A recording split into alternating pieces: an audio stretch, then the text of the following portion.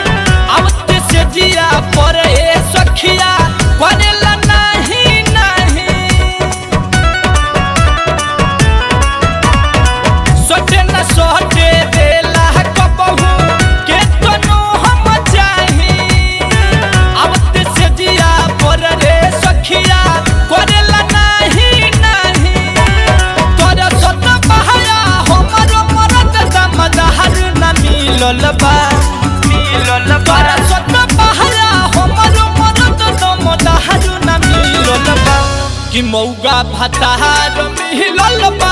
पलंगिया कबो नहीं ललबा कि मौगा फताहार मिलल बा पलंगिया कबो नहीं ललबा मौका फताहार मिलल बा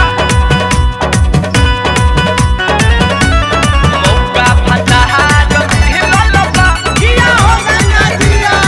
छा गइला बिहार में नैहर के सहारा सोचल सपना पहिले चूरा चूर हो हमरा पलमुआ के नाही बाटे प्यार करे के लूर हो ए सखी सुनना नैहर के सहारा सोचल सपना पहिले चूरा चूर हो हमरा पलमुआ के नाही बाटे प्यार करे के लूर हो राम किसले तहारी राजा नगेंद्र नया हार मिलल बा राम किसले तहारी पिंटू दीवाना नया हार मिलल बा कि मौगा फताहार मिलल बा पलंगिया कबो नहीं ललबा कि मौगा फताहार मिलल बा पलंगिया कबो नहीं ललबा का कोई सखी रे ससुरा के बतिया ठीकू से कहटल ना एको गोरतिया का कोई सखी रे ससुरा के बतिया ठीकू से कहटल ना एको गोरतिया आज लिखहियो प्यार वाला ना फूल खिलल बा आज लिखहियो प्यार वाला ना फूल खिलल बा मौगा फताहार मिलल बा पलंगिया कबो नहीं ललबा मौगा फताहार मिलल बा पलंगिया कबो नहीं ललबा। हमारे इस चैनल भोजपुरी जंक्शन को लाल बटन दबाकर सब्सक्राइब करें व घंटी के निशान का बटन दबाएं ताकि सभी नए वीडियो आप तक तुरंत पहुंचे बिल्कुल मुफ्त।